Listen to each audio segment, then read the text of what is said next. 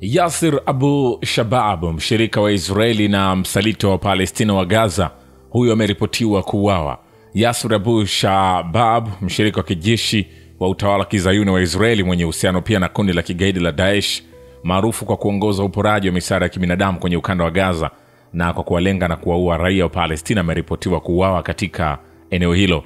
Vyombo kadhaa vya Israeli vimeripoti kuuawa kwa Abu Shabab siku ya Alhamisi ya wiki iliyopita, lakini bila ya kuweka wazi nani aliyehusika na mauaji yake au mazingira yalivyokuwa ilipotokea mauaji hayo. Tukio hilo linasemekana lilitokea huko Rafah, kusini mwa Gaza, eneo ambalo kwa sasa liko chini ya udhibiti kamili wa jeshi la utawala wa Israeli. Channel ya 12 ya Israeli awali iliripoti kwamba Abu Shabab alikuwa amepelekwa hospitali ya Soroka baada ya kujeruhiwa, ambapo baadaye alitangazwa kuwa amekufa. Hata hivyo, hospitali hiyo ilikana kumpokea gaidi huyo. Mwandishi wa habari wa channel ya 12 Amit Segal ameelezea mauaji yaliyoripotiwa ya Abu Shabab kama mabadiliko mabaya kwa Israeli, akitilia mkazo jukumu alilokuwa akitekeleza la kuwa mshirika wa utawala huo kutoka miongoni mwa Wapalestina. Abu Shabab aliibuka wakati wa vita vya mauaji ya kimbari vya miaka miwili kama mkuu wa kile kilichoitwa vikosi vya wananchi, akipora misaada na kuwaua au kuwateka raia wa Palestina na wapiganaji wa Hamas pamoja na kushirikiana na vikosi vya kijeshi vya Israeli. Imeripotiwa kwamba alikuwa akifadhiliwa silaha na kupewa uhuru wa kuendesha harakati zake chini ya ulinzi wa kijeshi wa Israeli. Abu Shabab aliandamwa na lawama nyingi katika makundi ya Palestina, ambapo alimuona yeye na kundi lake kama wasaliti na kuwahusisha na Israeli na Daesh. Alikuwa amefungwa jela na serikali ya Palestina huko Gaza kwa miaka kadhaa kwa mashtaka yanayohusiana na madawa ya kulevya kabla ya kutoroka gerezani mwanzoni mwa vita vilivyoanzishwa na utawala wa kizayuni dhidi ya eneo la Palestina. Abu Shabab alichukiza hata mbele ya watu na kabila lake mwenyewe, ambao wameeleza katika taarifa kwamba mauaji yake ni mwisho wa taswira chafu ambayo haikuweza kuwakilisha historia ya kabila hilo vizuri. Sasa nikwambie, harakati ya mapambano ya Kiislamu ya Palestina Hamas imeonya kwamba mauaji ya mshirika wa Israeli na kiongozi wa genge lenye uhusiano na Daesh, Yasir Abu Shabab, ni hatima isiyoepukika ya kila mtu anayechagua kulisaliti taifa na nchi yake na kushirikiana na utawala wa Israeli. Radio ya jeshi la Israeli ilitangaza Alhamisi kwamba Abu Shabab ameuawa na kundi la watu wenye silaha, ambapo alijitambuliwa huko Rafah, kusini mwa Gaza, eneo ambalo kwa sasa linadhibitiwa kamili na Israeli.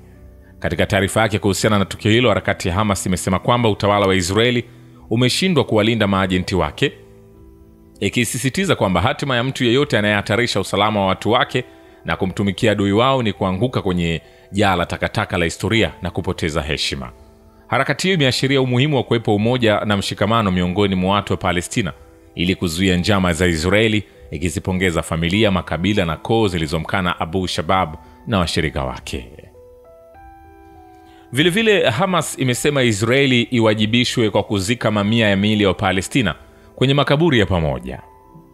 Harakati ya mapambano ya Kiislamu ya Palestina imezitaka mahakama ya kimataifa ya vyombo husika kuwafungulia mashtaka wale waliohusika na uhalifu wa kivita baada ya uchunguzi kufichua kwamba wanajeshi wa Israeli waliteketeza miili ya Palestina waliokuwa katika safu za kupokea misaada na kuizika katika makaburi yasiyo na kina huko Gaza.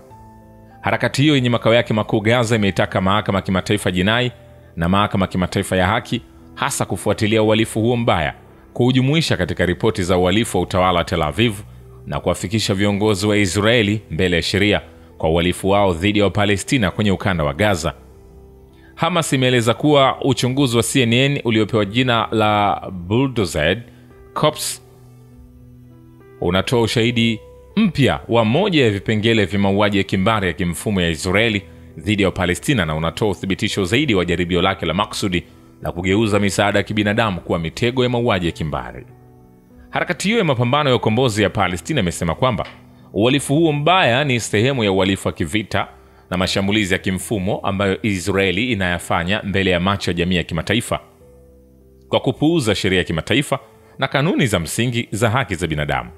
Taarifa ya Hamas imesema kwamba ukatili huo unafanyika kwa ushirikiano wa utawala wa Marekani na baadhi ya serikali za nchi za Magharibi, sambamba na juhudi za kuzuia mashtaka ya kimataifa dhidi ya wahalifu wa kivita wa Israeli, hasa waziri mkuu wa utawala huo Benjamin Netanyahu.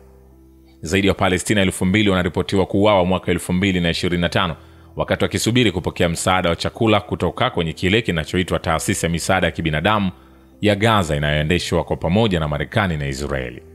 Ripoti ya CNN ikitegemea uchambuzi wa video, picha za satellite na simulizi kutoka kwa mashahidi na wanajeshi wa zamani wa Israeli inaangazia kwamba Israeli ilihusika katika uvunjaji wa sheria za kimataifa za kibinadamu huko Gaza.